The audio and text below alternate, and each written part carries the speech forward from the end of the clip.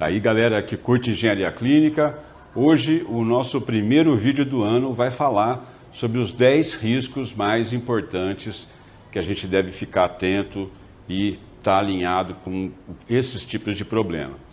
Essa relação ela foi feita pelo ECRI, que é o acrônimo de Emergency Care Research Institute.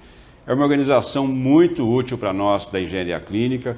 Eles têm vários produtos, como por exemplo o IPM, que é o Inspeção e Manutenção Preventiva, tem o HPCS, que é o Sistema de Comparação de Produtos.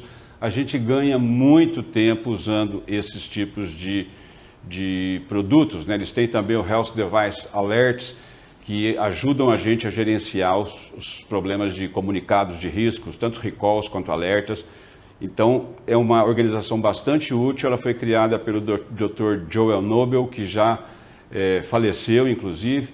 Eu tive o prazer de conhecê-lo pessoalmente e segue funcionando e é excelente. Eu recomendo fortemente que você conheça e procure conhecer e usar os produtos deles. E todo ano eles lançam uma lista, lógico, baseado no que acontece nos Estados Unidos, sobre os 10 riscos mais importantes na área de tecnologias em saúde. E aqui, só para eu explicar rapidamente aqui, como que eles fazem o critério, né? Eles têm um critério ali de seleção, onde eles colocam a severidade dos acidentes, a frequência desses acidentes, a amplitude do acidente, né? Se ele vai acontecer no hospital, ou se ele vai acontecer se ele pode ser espalhado, disseminado, né? Se ele é insidioso ou não, se ele é um risco malicioso, né? E se ele, quando ele acontece, se ele gera outros riscos em cascata, né? Se é um tipo de risco que já está nas mídias, que foi publicado, se está na boca do povo, vamos dizer assim, né? E o quanto ele é passível de ser prevenido por ações e cuidados que a gente pode ter dentro dos hospitais. Então, a ideia geral é essa, você estuda lá bastante, veja os detalhes, aprende mais sobre isso, mas bora resumir para vocês o que o ECRI trouxe para nós esse ano. Risco número 1, inteligências artificiais. Acontece o seguinte, inteligência artificial aconteceu, já está acontecendo há algum tempo, a gente está usando essas inteligências artificiais, muito utilizado em diagnóstico por imagem, já tem alguns anos, mas o ECRI recomenda cuidado, né? Porque a oferta está aumentando e a gente tem que ser criterioso no processo de incorporação dessas tecnologias. Mesmo processo, fazer sua RFI, fazer sua RFP, solicitar informação para o mercado, estudar de maneira detalhada. Uma das coisas que ele chama atenção é uma fonte de erro, né? É o treinamento da IA. Vou dar um exemplo. Durante a pandemia ficou mais claro que a oximetria de pulso ela responde diferentemente para diferentes tons de pele. Então, se eu treino uma IA para reconhecer, para fazer análise de oximetria, baseado em um determinado tom de pele e não, vamos dizer assim, compartimentalizo essa informação, não instruo o usuário, eu posso estar já no treinamento da IA introduzindo um viés, um erro ali. Então, fiquem atentos com esse tema que se mostra relevante, cada vez mais vai estar mais relevante ainda. Risco número 2, o que acontece no domicílio. Gente, tem muitos tipos de doença, ou estágios de doença, ou fases de tratamento, que não faz sentido o paciente ficar dentro do hospital. Então, o que está acontecendo? Uma deshospitalização e esses pacientes estão sendo cuidados em casa. Então, no passado, a gente tinha ali praticamente a oxigenoterapia. Hoje a gente já tem a bomba de infusão, a gente já tem os curativos, que alguns têm que ser feitos com frequência, a gente tem até ventilação pulmonar mecânica em ambiente domiciliar. Então, é o dever aí dos cuidadores, dos profissionais da saúde, dos familiares, inclusive do paciente, ficar um pouco mais atento. E olha só, eu vou falar do oxigênio mais para frente, que é um dos temas, que também está relacionado com a atenção domiciliar. Então, se você tem esse foco, atua nessa área, fique atento, porque é um alerta em função do que tem ocorrido, por exemplo, nos Estados Unidos. Risco número 3, vulnerabilidade na segurança cibernética. Olha, os hospitais, eles usam vários softwares de terceiros, desde o software de gestão de hospitais, o software de Electronic Health Records, né, ou de prontuário do paciente, é software para contabilidade, é software para CMMS, né, Computerized Maintenance Management System, que são softwares de gestão não só de equipamento de infraestrutura, como também de equipamento médico-assistenciais, tem vários hoje em dia, e eles podem ser uma porta de entrada para ataques cibernéticos. Então, é importante continuar mantendo foco nisso, porque essa dependência que os hospitais têm de softwares cada vez mais de terceiros, é importante que isso tudo seja muito bem equalizado e que fique no nosso radar. Risco número 4, falsificação de produtos médicos ou produtos médicos subpadronizados. O que é isso? Para você colocar um equipamento médico no mercado, ele segue uma série de etapas.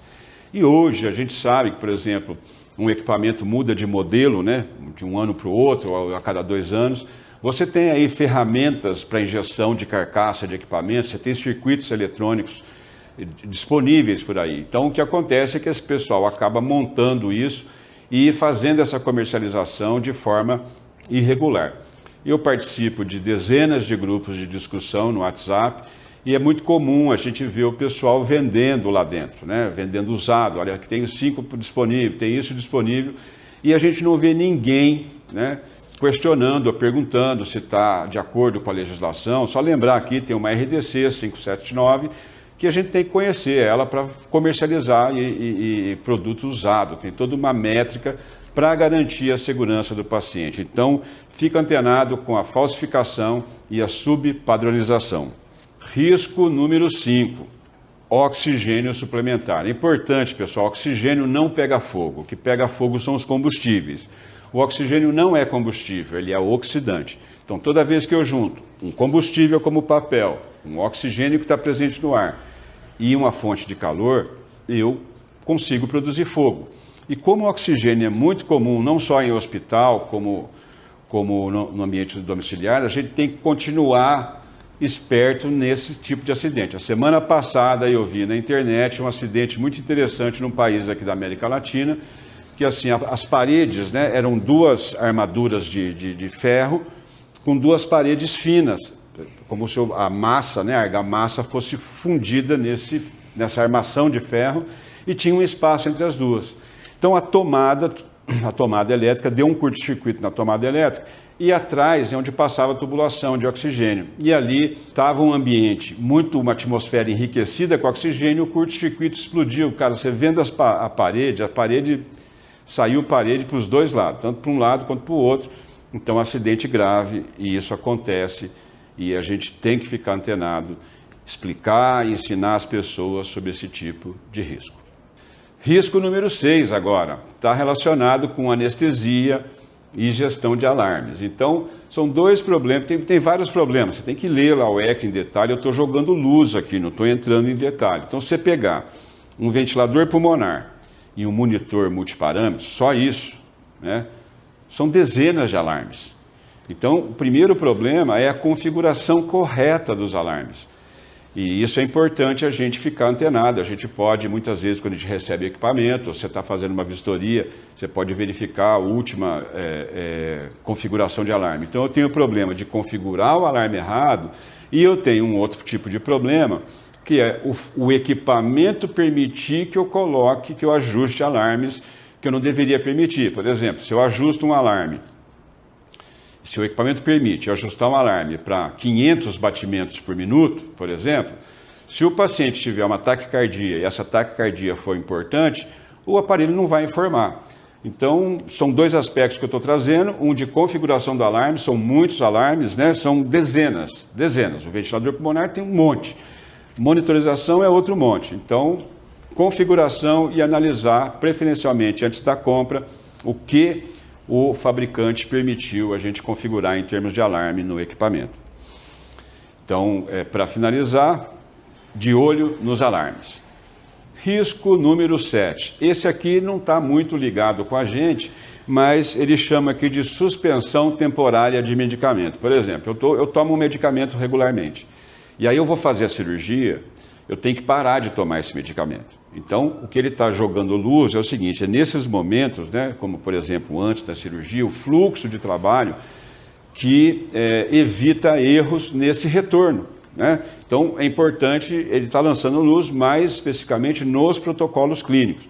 Normalmente não envolve a engenharia clínica, mas é importante que a gente saiba para conversar e saber conversar com os outros profissionais da saúde. Então, esse é o risco número 7. Risco número 8. Esse aqui são 2 aspectos que ele traz. Não só a infecção, risco de infecção hospitalar ou a infecção adquirida dentro do ambiente hospitalar, como também o risco de quedas com relação às linhas de infusão. Você sabe que a gente tem infusão enteral, parenteral e tem a linha, né? Ou o equipo que a gente chama, e esse equipo às vezes é longo, então tem relato, desde infecção, porque o equipo às vezes ele é um equipo que ele vai, vamos dizer assim, invadir o tecido subepitelial. Então nessa região tem o risco de infecção, cuidado com essas linhas de infusão, e também tem risco de queda, porque às vezes a linha pode ser longa, você pode enrolar, tropeçar, então esse risco acontece, está presente, e é o tipo de risco acentuado para aquele paciente que usa a pulseira com aquela evidência de que esse paciente é importante, há risco de queda. Então, esse é o risco número 8, infecções e quedas associadas às linhas de infusão. Risco número 9, adesivos e lesões de pele. Gente, nós usamos assim, um monte de adesivo. No passado, por exemplo, a gente fazia o contato do eletrodo de ECG, a gente tinha um gel, passava o gel, ou era tipo garra, ou era do tipo pera, né? Você fazia um vácuo, ele fazia uma ventosa, ele fazia uma sucção, mas hoje é muito comum eu ter o adesivo, e não só adesivo, o contato do adesivo com a pele, a substância adesiva, como também com o elemento químico que vai facilitar a redução da impedância de acoplamento aqui, né?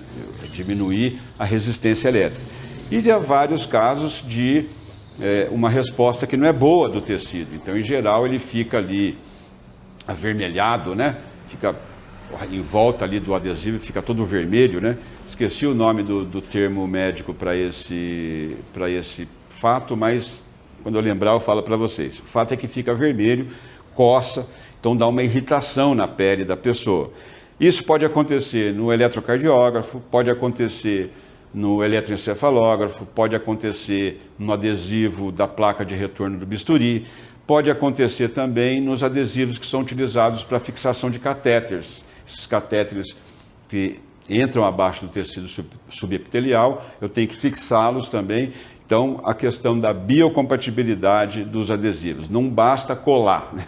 Tem que ser biocompatível.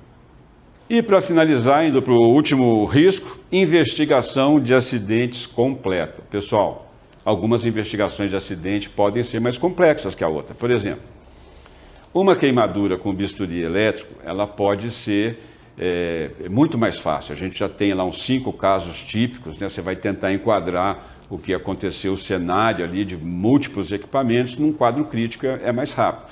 Mas tem outras investigações que podem envolver software, hardware, pode envolver dados de situação de montagem da sala.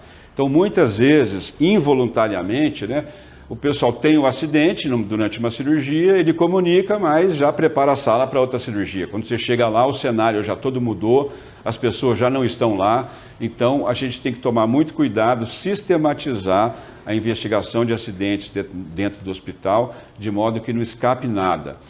A investigação do acidente, cara, tem 2 tipos de investigação que eu já vou adiantar aqui, tá? O primeiro tipo, isso não está no ECA, estou aproveitando aqui só para fazer um fechamento.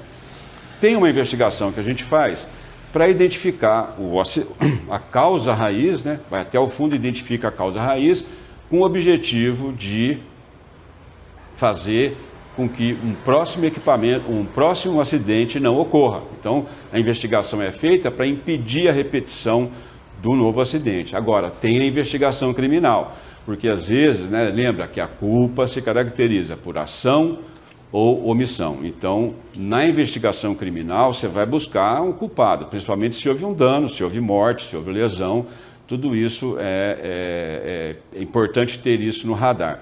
E você que é usuário ali, está na boca do vulcão ali, do furacão, no núcleo do furacão, não se esqueça de não mexer no cenário, porque assim isso facilita demais a gente fazer a análise profunda e correta do acidente, de um acidente ou de um incidente.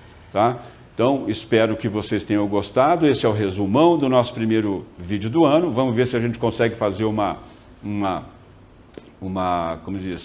coisa recorrente, né? Todo ano começar com os Top 10 Health Technology Hazard, ou fechar. Vamos ver como que nós vamos fazer. Mas a ideia foi essa.